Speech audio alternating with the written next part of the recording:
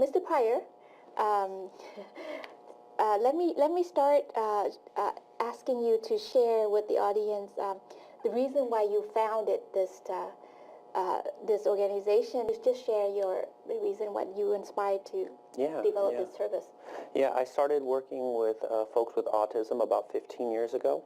And over the years, I had the good fortune of working for different agencies as well as school district and just a variety of opportunities to work and learn from other people. But about 5 years ago, I decided I want to start an agency for myself.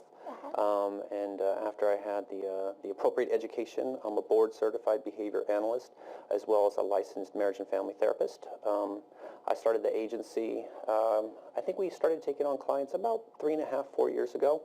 You know, our goal is to maximize the potential of every client that we have.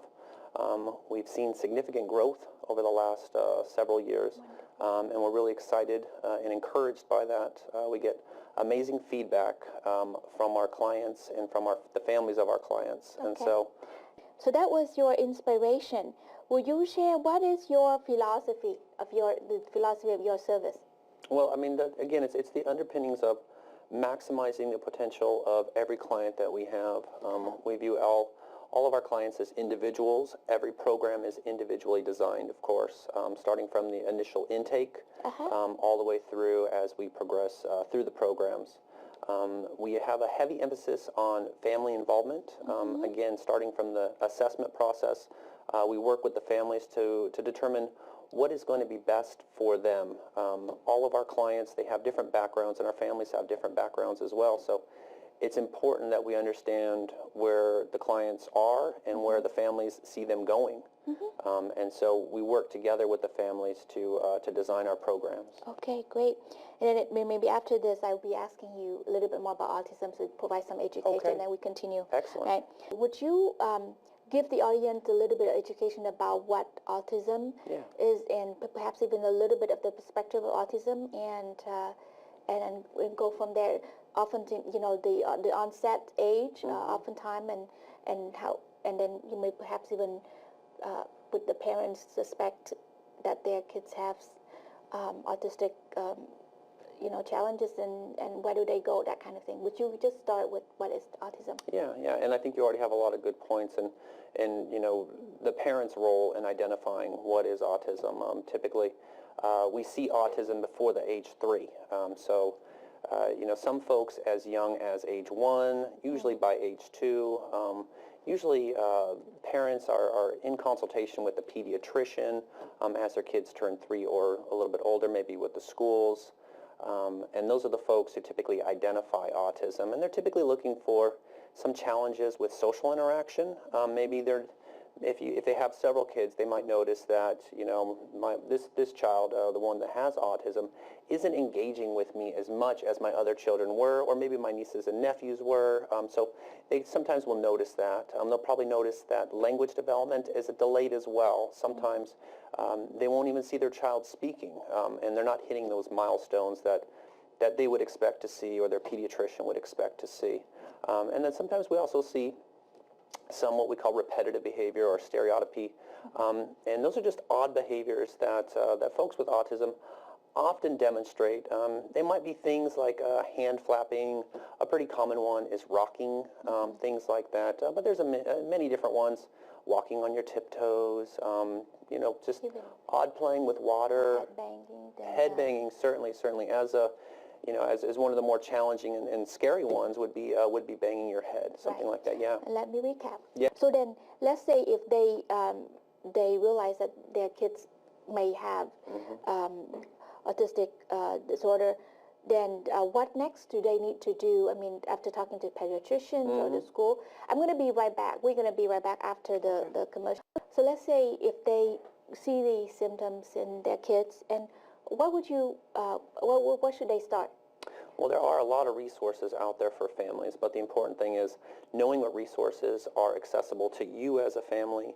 And there's going to be a lot of variables that contribute to that. If you are of one particular socioeconomic status, you're going to have access to one set of opportunities. If you're of a different socioeconomic status, you're going to have another set of opportunities.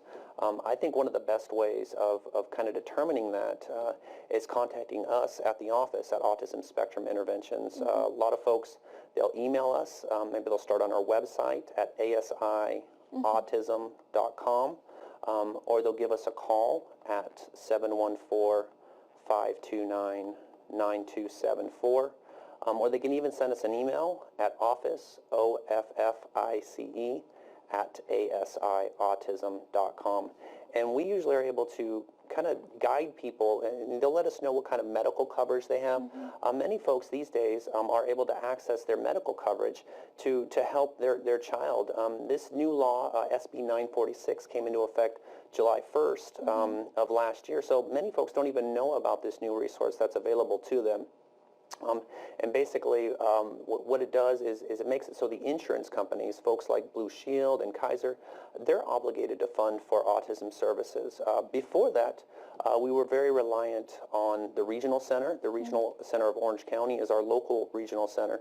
And I've had great success working with them. I think that they're wonderful down there, but it's nice to have an additional resource in the insurance companies. And then, of course, our school districts are an additional opportunity that families should feel very comfortable accessing. But sometimes it's difficult to work with your school district, and many folks who contact us, we're able to help them find other resources to help advocate for them with their school district and help guide them through the processes. So we have good luck with folks contacting us. Great. I share with them the resources, and that's wonderful. I mean, we have parents who don't know where to go, and that's true that they have a hard time sometimes contacting the school. Partly cultural barrier, language barrier. They don't have maybe Vietnamese would be speaking to parents who have monocultural, monolingual, and so that that's been a challenge. Sometimes parents don't know where to go exactly, and even to find out about treatment. So let's talk about the type of treatments provided in your service, and I'm sure this is probably evidence-based, and that would be helpful to, and it is bring hope to families with kids with autism. Yeah, we provide a variety of services. One of the things, and just to go back just half a step, you had said that a lot of families they have trouble accessing these services, counseling services.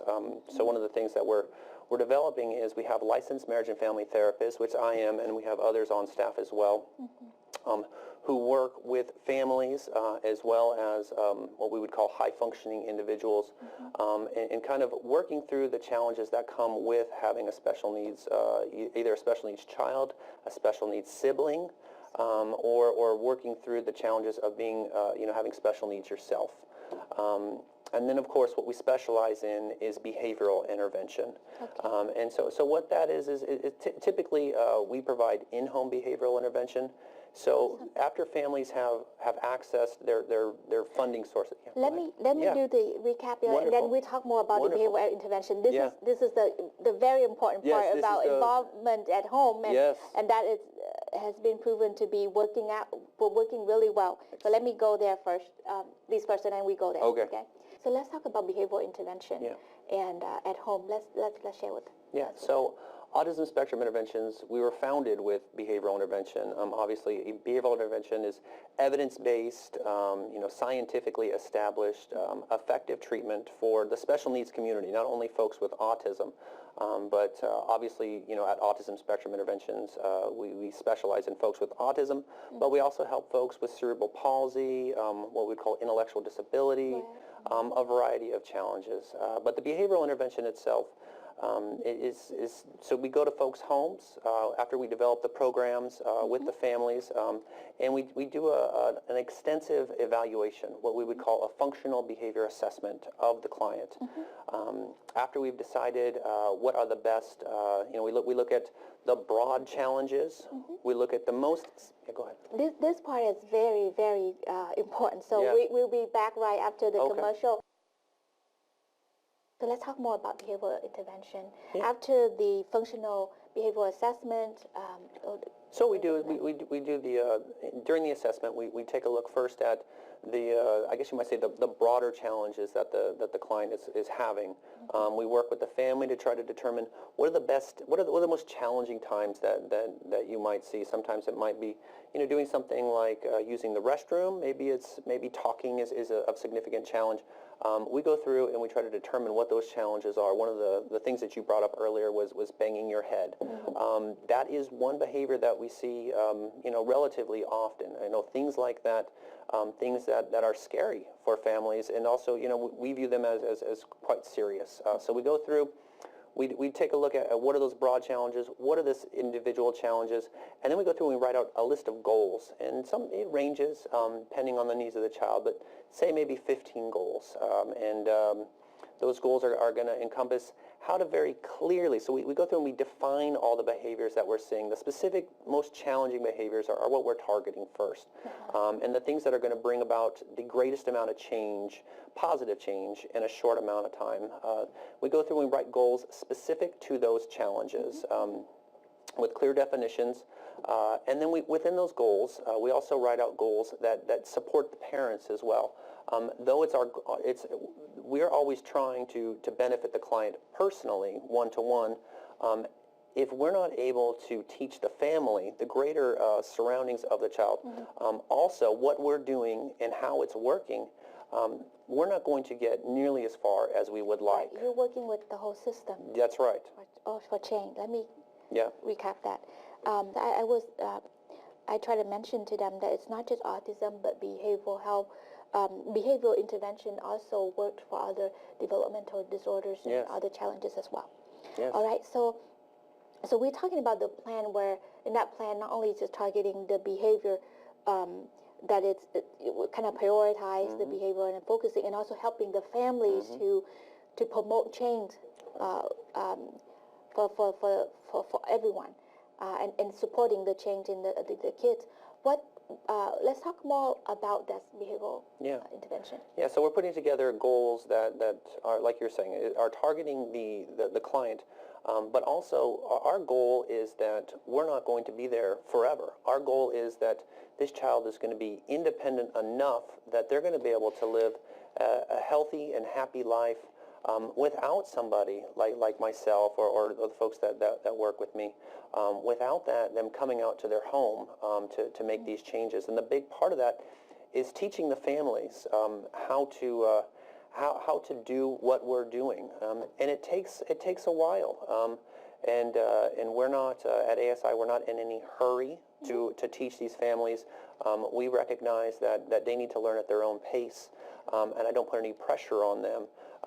But typically, once they start seeing their child with the benefit of the behavior intervention from my staff, once they start seeing their child talking, their child who's never talked before, once they see that child talking to the interventionist, or maybe even saying something like to the family, telling the mom for the first time that they love her, and the mom and my favorite part of my job is watching, when I come and meet with families and they're crying, they're so ecstatic, they're saying, my child couldn't, we think of how we take for granted the ability to use the bathroom, things like that, but my child couldn't do that before, and now they can. My child couldn't tell me what they wanted before, and now they can. Once they start seeing these things, once families start seeing the opportunities that these sorts of skills have presented to their child, they're now into it. Now they really want to teach themselves. And we take advantage of that opportunity. And we basically teach the family the skills that we know works specific to their client, specific to their child. And I see parents who would do anything for their kids. Yes. And they would give up anything, and they would do anything. So having the opportunity to learn the skills to help their kids, that's invaluable. Yes. Yeah.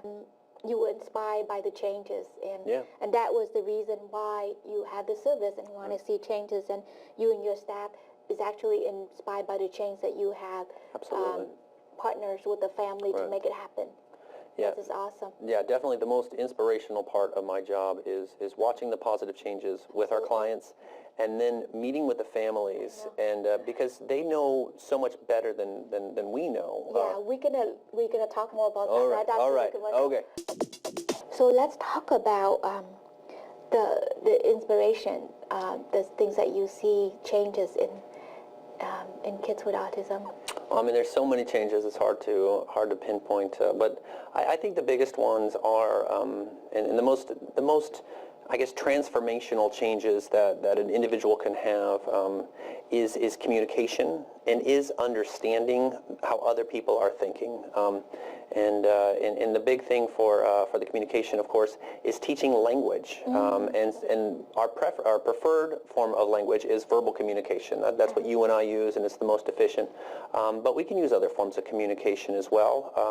A lot of folks like to use iPads. They put out a great product that helps folks who don't talk still communicate. So they still have the language. They still have their voice. They can still, things that we take for granted. They can go to McDonald's and order the food that they want. They're not restricted to what their parents might be thinking. So we're empowering these folks, and that's the most inspirational part for me. And I remember when I first got into this field 15 years ago, and I was studying under the pioneer in this field when I was just a student at UCLA, and Dr. Lovas was talking about the things that he saw in taking the kids from these really restrictive environments when he first started, and bringing them out into the community. And that's what Autism Spectrum Interventions has really has developed, is that ability to work in the home and work with the families and get these skills going and get them where we would call mastered, where we're satisfied, where the family's happy and we're happy. And then get these kids out into the community.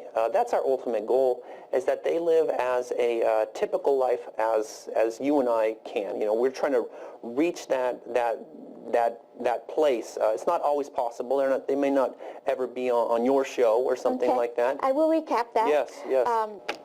So the reason I cut me between, because I try to remember and I try to do the accurate recap I couldn't imagine your... what you're trying to do. I can catch a couple of words. But the story you share about the pioneer at UCLA, it's also his work inspires you. Yes, and that you and that's what you do, and your work and the mutual inspiration when you work with the family. Right. I'm sure they inspire you, because your service bring hope to them every day, and that the changes they be part of making inspire you and your staff to keep this is wonderful to hear. There is no better feeling, honestly, than sitting across from a family and watching them after we've been working with their child for 3 months, 6 months, and they have tears of joy, and they are so appreciative that their child that they feared would never communicate, would never talk, would never interact with their nieces and nephews or their cousins or whatever it might be, and they're doing that now, and they're having conversations, and it's just so exciting, and that is the most, that is the greatest feeling in my work experience. It's I just love that part. And all of my staff, we aggressively recruit folks who are motivated like me. So when you look at a picture of our staff, they're multicultural. Right.